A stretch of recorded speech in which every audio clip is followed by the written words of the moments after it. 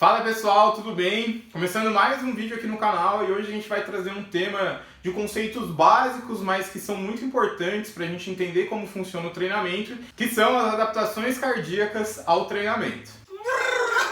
Vinheta! E para isso a gente escolheu três parâmetros básicos que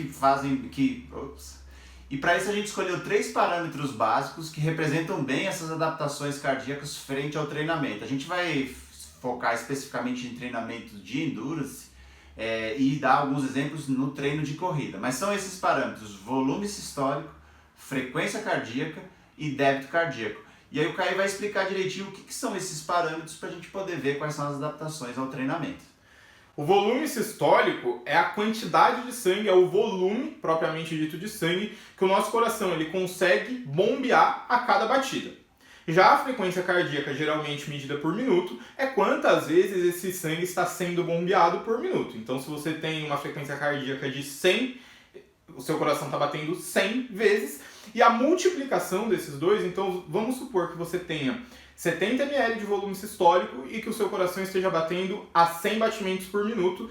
Multiplicando essas duas coisas, a gente chega ao débito cardíaco, que nada mais é do que o volume de sangue que está sendo ejetado do coração por minuto. Nesse caso, seria um débito cardíaco de 7.000 ml ou de 7 litros. E agora a gente vai dar uma olhadinha nessa tabela que está aparecendo na tela para vocês, onde a gente colocou três colunas. Uma coluna é o parâmetro de interesse, a primeira coluna, que está volume sistólico, frequência cardíaca e débito cardíaco. A segunda coluna são os valores de referência esperado para um repouso, quando você não está em esforço. E uma terceira coluna, que a gente está chamando aí de tiros de 600 e 800 metros em corrida, para representar um esforço máximo, ou muito próximo ao máximo.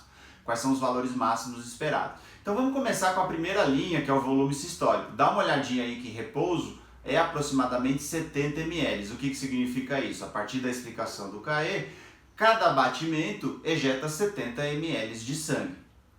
Quando você faz um esforço máximo, como por exemplo um tiro de 600 metros ou 800, o coração vai precisar ejetar mais sangue. Então em cada batimento ele aumenta de 70 para 110 ml por minuto. Já a segunda linha, ele mostra ali a frequência cardíaca. Vamos imaginar que a sua frequência cardíaca de repouso esperada, em média, é mais ou menos 70 batimentos por minuto. Quando você dá um tiro, você vai chegar muito próximo da sua frequência cardíaca máxima. Nesse exemplo, a frequência cardíaca máxima pode chegar até 200 ou mais batimentos por minuto.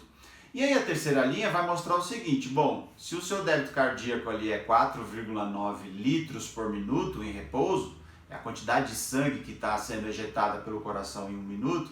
Quando você faz um esforço máximo, isso pode aumentar alguns graus, 5 vezes mais nesse exemplo. Por quê? Quando você pega lá, o coração está ejetando 110 ml a cada contração, a cada batida, e ele está batendo 200 vezes, você pega 110 e multiplica por 200, vai dar 24.000, o que dá 24 litros por minuto. Então, o seu coração ele vai precisar se adaptar a essa demanda nova de sangue no músculo esquelético, fazendo com que cada contração ejete mais sangue e ele tenha que bater mais vezes por minuto para poder aumentar esse débito cardíaco, ou seja, para fazer circular mais sangue por minuto.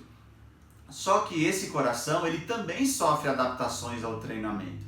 Ele também se adapta e essas adaptações vão levar a mudanças desses parâmetros quando você compara em esforço máximo um indivíduo que é sedentário, que não treina, e um indivíduo já treinado. E aí o Caio vai explicar um pouquinho quais são essas adaptações durante o esforço máximo, pré e pós-treinamento. Então, quando a gente está falando de adaptações crônicas ao treinamento, sobretudo treinamento aeróbico no músculo cardíaco, uma das alterações esperadas é uma hipertrofia excêntrica do coração. O que significa, em outras palavras, que o coração, a câmara que vai receber sangue, ela fica maior, portanto você é capaz de aumentar o seu volume sistólico. Então, se uma pessoa destreinada consegue chegar, por exemplo, até 110 ml de volume sistólico, ou seja, a cada batida o coração está ejetando 110 ml, com o treinamento, e aí a gente está falando de pessoas muito bem treinadas, de corredores de elite, esse volume pode chegar de 150 a 200 ml, que é um ganho substancial no volume sistólico e que posteriormente vai ser transferido também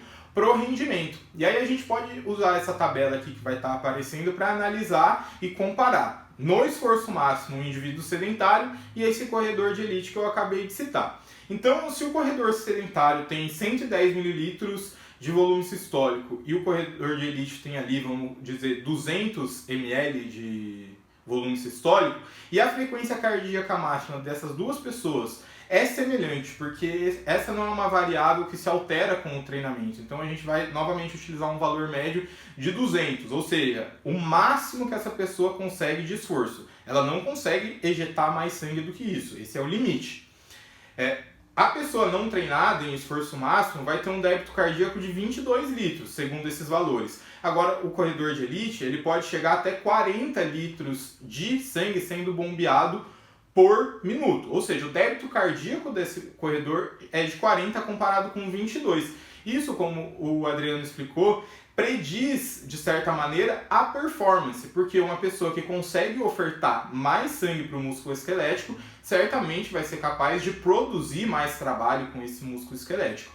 E essas adaptações, elas não acontecem, elas não se pronunciam apenas sobre o esforço máximo, elas também se pronunciam em repouso. Então, se um coração treinado, um coração maior, consegue ejetar mais sangue e a pessoa precisa lá dos seus 4,9 litros por minuto para se manter em estabilidade, a pessoa que é mais treinada vai ter uma frequência cardíaca mais baixa, porque vai ser necessário menos batimentos para ela chegar nesse valor do que uma pessoa que não é treinada e que ejeta menos sangue a cada batimento. Isso, inclusive, é uma das maneiras da gente ver que uma pessoa é bem condicionada. Se a gente encontra uma pessoa que tem uma frequência cardíaca em repouso muito baixa, a gente já pode esperar que ela tenha um bom condicionamento cardiovascular. Então é isso, pessoal. Se você é um corredor ou uma corredora, saiba que você é uma pessoa de grande coração. E por ter um coração tão grande, você consegue ejetar muito mais sangue e performar muito melhor do que os seus pares sedentários. E deixar seu like, porque uma pessoa que tem um bom coração, um coração gigantesco, faria isso. E também compartilharia o vídeo para chegar em mais pessoas, principalmente quem já corre, para mostrar que essas pessoas também são de grande coração. Não esqueça de nos seguir no Instagram, Lima Silva Quadro Oficial, Caipires _, que lá a gente tem conteúdo quase diário sobre corrida e treinamento. Valeu! Valeu!